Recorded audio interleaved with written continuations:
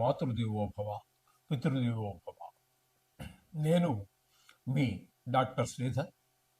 నా phone number 9295909819. ఇప్పుడు మనము జనవరి నెల 2026 సంవత్సర గోచార ఫలితాలు ఏ విధంగా ఉన్నాయో ద్వాదశ రాశుల వారికి తెలుసుకునే ప్రయత్నం చేద్దాము. సింహరాశి వారికి జనవరి నెల 2026 సంవత్సరంలో గోచార ఫలితాలు ఏ విధంగా ఉంటాయో సశాస్త్రీయమైన పద్ధతిలో తెలుసుకునేటటువంటి ప్రయత్నం చేద్దాము. ఇందులో నా కల్పితాలు కానీ నా పైత్యం కానీ ఏముండదు. శాస్త్రం ఎంతవరకు చెప్పిందో అంతవరకు చెప్పడం జరుగుతుంది. అట్లా శాస్త్రం మాత్రమే తెలుసుకోవాలనుకున్న వారు మా ఛానల్ తప్పకుండా మీరు అందరూ సబ్స్క్రైబ్ చేసుకోండి, ఎదురు చూడండి. దీనికోసం మీరు లైక్ చేయండి, ఇంకోటి సబ్స్క్రైబ్ చేయండి, షేర్ చేయండి. ఇకపోతే ఈ సింహరాశి వారికి జన్మంలోనే కేతువు ఉన్నట్లయితే ఏమవుతుంది అంటే అన్ని దుష్ట ఆలోచనలే, చెడు వైపే మనసు ఎక్కువ ఆకర్షింపబడుతూ ఉంటుంది, చెడు ప్రవర్తన. అలాగే వీరికి జాతకరీత్యా, అంటే ఇప్పుడు మనం గోచారీత్యా చెప్పుకుంటున్నాము, కానీ జాతకరీత్యా చెప్పుకోవాల్సి వస్తే వీరికి మంత్రాలు తంత్రాలు ఇవన్నీ ఉంటాయి చూసారా, ఇటువంటి వాటి మీద ఎక్కువ చేతబడి అని, బాణామతి అని ఇట్లాంటివి అంటారు చూసారా, వాటి మీద ఎక్కువ ఇంట్రెస్ట్ కలుగుతూ ఉంటుంది కేతువు కనుక జన్మంలో ఉన్నట్టయితే. జాతకంలో, ఇక్కడ కాదు. ఇక్కడ ఏంటంటే మనకి చెడు ప్రవర్తన, చెడు అలవాట్లు, దుష్ట అలవాట్లు ఇవే మనకి మెయిన్గా కనిపిస్తుంటాయి గోచారంలో. ఈ విధంగా ఉంటుంది. ఇకపోతే ఈ వీరికి 5వ స్థానంలో, 5వ స్థానము 6వ స్థానాల్లో 4 గ్రహాల సంచారం జరుగుతోంది. ఈ 5వ రాశిలో అంటే ధనురాశిలో సంచరించేటటువంటి 4 గ్రహాలు శుక్ర, రవి, కుజ, బుధ, ఈ 4 గ్రహాలు వాటి టైం అయిపోయిన తర్వాత సంక్రమణం చెంది మకరంలో ప్రవేశిస్తూ ఉన్నాయి, అంటే 6వ స్థానంలో ప్రవేశిస్తూ ఉన్నాయి. మొదట ఒక్కొక్క గ్రహానికి చెప్పుకుందాము. మొదట శుక్రగ్రహ సంచారం 5వ స్థానంలో ఒక 12 రోజులు జరుగుతోంది. 5వ స్థానంలో శుక్రగ్రహం చాలా శుభప్రదమైన ఫలితాలన్నీ ఉంటాయి. ముఖ్యంగా సంతానం మీద మంచి ప్రభావం చూపిస్తాయి. తదుపరి 6వ స్థానంలో ప్రవేశించి మిగతా నెలంతా కూడా 13వ తారీఖు నుంచి నెలంతా కూడా అక్కడ సంచారం చేస్తున్నాడు. ఆ 6వ స్థానంలో సంచారం చేసే సమయంలో గోచార రీత్యా శుక్రుడు అనుకూలమైన ఫలితాలు ఇవ్వడు 6వ స్థానంలో. అక్కడ జరిగేది ఏంటంటే చిన్నపాటి అనారోగ్యాలు, రుణాలు, అప్పులు, అలాగే శత్రువులు, కలహాలు, అపకీర్తులు, ఇలాంటివన్నీ జరుగుతూ ఉంటాయి. విచారం, ఇలాంటివి జరుగుతూ ఉండే ఫలితాలే వస్తూ ఉంటాయి శుక్రుడు వల్ల 13వ తారీఖు నుంచి నెలాఖరు వరకు కూడా. ఇక రవి యొక్క సంచారం తీసుకున్నట్టయితే 5వ స్థానంలో 14వ తారీఖు వరకు ఉంటారు. 5వ స్థానంలో ఉన్నప్పుడు సంతానం మీదే దుష్ప్రభావం చూపిస్తుంది. వారికి దెబ్బలు తగలటము, లేకపోతే చదువు మీద శ్రద్ధ తగ్గటము, ఆటల మీద పెరగటము, ఇట్లాంటివన్నీ మనకి ముఖ్యంగా పిల్లల మీద దుష్ప్రభావం చూపిస్తూ ఉంటుంది.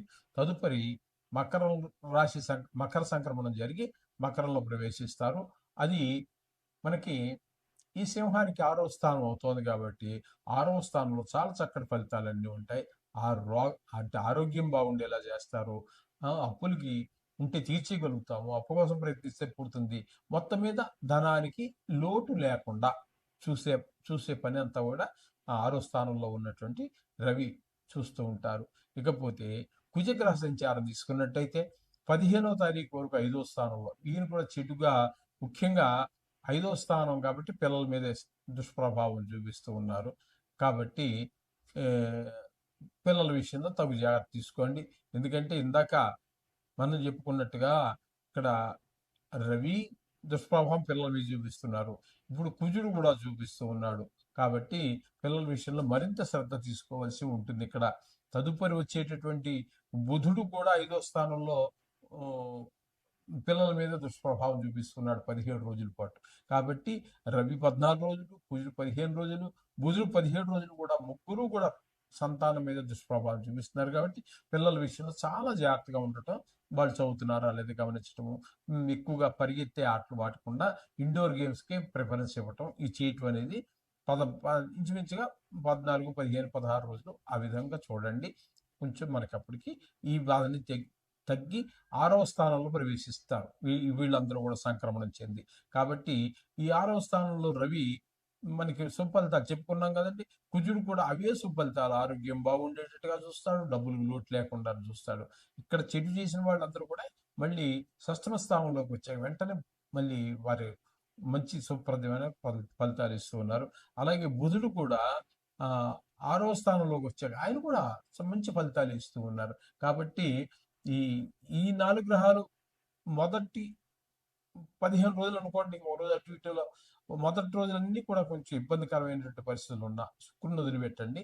ఈ రవి, కుజ, బుధుల గురించి ఈ విధంగా మొదటి భాగం అంతా కొంచెం ఇబ్బంది పెట్టిన రెండో భాగంలో మనకు చాలా శుభ్రాన్ని. అలాగే శుక్రుడి విషయానికి వచ్చేటప్పటికి 5వ స్థానం అయినటువంటి ఈ ఈ ధనువు రాశిలో ఉన్నప్పుడు కొంచెం ఇబ్బంది పెట్టిన 5వ స్థానంలో మనకు ఉపయోగపడుతున్నాడు, కానీ 6వ స్థానంలోకి వచ్చినప్పుడు మాత్రం ఇబ్బంది పెడుతూ ఉన్నారు ఆయన ఆరోగ్య విషయంలో అక్కడ. ఈ విధంగా ఫలితాలన్నీ కూడా ఈ 4 గ్రహాలు అంటే నెల 15 రోజులకే రాశి నుంచి రాశి మారేటట్టు గ్రహాలు ఇచ్చే ఫలితాలు ఇవన్నీ కూడా. ఇక మనం తీసుకున్నట్టయితే సప్తమ స్థానంలో రాహుగ్రహ సంచారము. సప్తమ స్థానంలో రాహుగ్రహ సంచారం భాగస్వామ్యంలో వ్యాపారం చేసుకునే వారి మధ్యన ఏకాభిప్రాయం పోతుండదు. అలాగే భార్యాభర్తల మధ్యన ఆ అవకాశం, వాళ్ళిద్దరి మధ్యన కూడా కొట్లాటలు గిట్లాటలు కూడా జరిగే ప్రయత్నం పరిస్థితులు ఉంటాయి. కొంతమందికి ఈ ఈ సప్తమ కళత్ర స్థానం కాబట్టి పెళ్లి కుదిరిపోయింది, ఇంకా ముహూర్తం పెట్టుకోవడం అనుకునేటటువంటి పరిస్థితులు ఉన్నప్పుడు ఉంటాయి మామూలుగా పెళ్లి కానిటువంటి వాళ్ళకి. అటువంటి వాళ్ళకి ఈ రాహు సప్తమ స్థాన సంచారం వలన కొన్ని దానికి శాంతి చేసుకోకపోతే జరిగే పరిణామాలు ఎలా ఉంటాయంటే అప్పుడే తాంబూలాల్లాగా వీళ్ళు వాళ్ళు వద్దనుకోవటం, పీటల మీద పెళ్ళిళ్ళు చెడిపోవటం, ఇట్లాంటి ఫలితాలన్నీ కూడా మనకి ఇక్కడ జరుగుతూ ఉండే అవకాశం ఉంటుంది. ఇకపోతే అష్టమ స్థానంలో శని గ్రహ సంచారం, అష్టమ స్థానంలో వాయుస్థానంలో శని గ్రహ సంచారం కూడా చాలా తీవ్ర పరిణామాలే మనకు కనబడుతూ ఉంటాయి. కొంతమందికి ఆయువు తీరిపోవటం, పెద్ద దుఃఖం రావటం, కొంతమందికి ఉద్యోగాది విషయాల్లో చిన్న ఉద్యోగస్తులకి ప్రైవేట్ ఉద్యోగస్తులు ఉద్యోగం పోవటం, లేదా గవర్నమెంట్ ఉద్యోగమే కనుక అయినట్టయితే వారికి సస్పెండ్ అవ్వటం, లేదా ఇష్టం లేనటువంటి ప్రదేశాలకి ట్రాన్స్ఫర్ అవ్వటం, ఇట్లాంటివన్నీ కూడా. కొంతమందికి కలత పీడ, కొంతమందికి ధన నష్టం, కలహాలు, పరాభవాలు, అవమానాలు, ఇవన్నీ కూడా వచ్చేటువంటి అవకాశం అంతా కూడా మనకి అష్టమ స్థానంలో శనిగ్రహ సంచారం వల్ల జరుగుతూ ఉంటుందండి. ఇకపోతే ఒక్క గురువు మాత్రం ఏకాదశి స్థానంలో సంచారం చేస్తూ ఉన్నారు. ఈయన మాత్రం అద్భుతమైనటువంటి ఫలితాన్ని ఇవ్వబోతూ ఉన్నారు. ఈ స్థానానికి అంతా లాభం, దానానికి నష్టం లేకుండా ఆయన కాపాడుతూ ఉంటాడు. వీళ్ళందరూ ధన విషయంలో కొద్దిగా ఇబ్బంది పెట్టినా ఆయన మాత్రం మిమ్మల్ని పరిపూర్ణంగా ఈ నెల రోజుల్లో మీకు ధనానికి ఇబ్బంది లేనటువంటి పరిస్థితి, ఏకాదశి స్థానం కదండి, కాపాడుతూ ఉంటాడు ఆయన. ఏ పని మొదలు పెట్టినా వీళ్ళందరూ కొంత ఆటంకాలు కలిగించడానికి ప్రయత్నం చేస్తున్నా ఆయన మీరు ప్రారంభించినటువంటి పనిని దాన్ని పూర్తి చేయడానికి, దాన్ని విజయాన్ని సాధించడానికి గురువు ప్రయత్నం చేస్తూ ఉంటారు. ఈ విధమైనటువంటి ఫలితాలన్నీ కూడా ఉంటాయి ఇక్కడ. మొత్తంగా చెప్పుకోవాలి అన్నట్టయితే మనకి ఈ ఈ వీరికి అంటే ఈ సింహరాశి వారికి చెప్పుకోవాలంటే గురువు ఒకడు నెలకు నెల పూర్తి ఫలితాన్ని, శుభప్రదమైనటువంటి ఫలితాలని ఇస్తూ ఉన్నారు. మిగతావన్నీ కూడా శని మనకి పూర్తి వ్యతిరేకంగానే ఉన్నారు. కేతు బాగలేడు, రాహు బాగలేడు. లేకపోతే ఒక గురువు మాత్రం అంటే ఎక్కువ కాలం ఉండేటువంటి గ్రహాల్లో గురువు పూర్తి ఫలితాన్ని ఇస్తూ ఉన్నారు. మిగతావి కొన్ని 15 రోజులు పాషంగా అనుకూలంగా ఉంటే 15 రోజులు అనుకూలంగా ఉంటే 15 రోజులు ప్రతికూలంగా ఉండడం జరుగుతూ ఉన్నది. ఒక్క గురువు మాత్రమే అనుకూలంగా ఉన్నాడు. వీరు కూడా తగు జాగ్రత్త తీసుకోవలసి ఉంటుంది. మాటలో కానీ, డబ్బులు ఖర్చు పెట్టడంలో కానీ, ఎలా అంటే అలా ఖర్చు పెట్టేస్తే నడిచేటువంటి పరిస్థితి ఉండదండి. చాలా గ్రహాలు ప్రతికూలత ఉంది కాబట్టి అంచేత మాట్లాడి ఎవరికి హామీలు అవి ఉండవద్దండి. ఎవరికో అప్పు తీసుకుంటాను, కారు లోన్ తీసుకుంటాను, లేకపోతే ఇల్లు కట్టుకుంటా దానికి లోన్‌కి ఇట్లాంటి వాటిలో ఎక్కడ తలదూర్చవద్దండి. మీ వాటికి ఎందుకంటే మిమ్మల్ని నమ్మి వాళ్ళేం పుట్టుండరు. ఎవరి తిప్పలు వాళ్ళు పడతారు. కానీ మంచివాళ్ళు కావచ్చు. మీకు చిన్నప్పటి నుంచి మీతో చదివి ఉండొచ్చు, మీకు బంధుత్వం ఉండొచ్చు, ఏమైనా ఉండవచ్చు గాక. వాని పరిస్థితిని బట్టి అక్కడ ఆ విధం జరుగుతూ ఉంటుంది. ఇక్కడ మన పరిస్థితిని బట్టి జరగదండి. కాబట్టి మనం ఇబ్బందుల్లో పడకుండా ఉండాలంటే మీరు ఖచ్చితంగా దూరంగా ఉండటం అనేటటువంటిది సూ సూచన.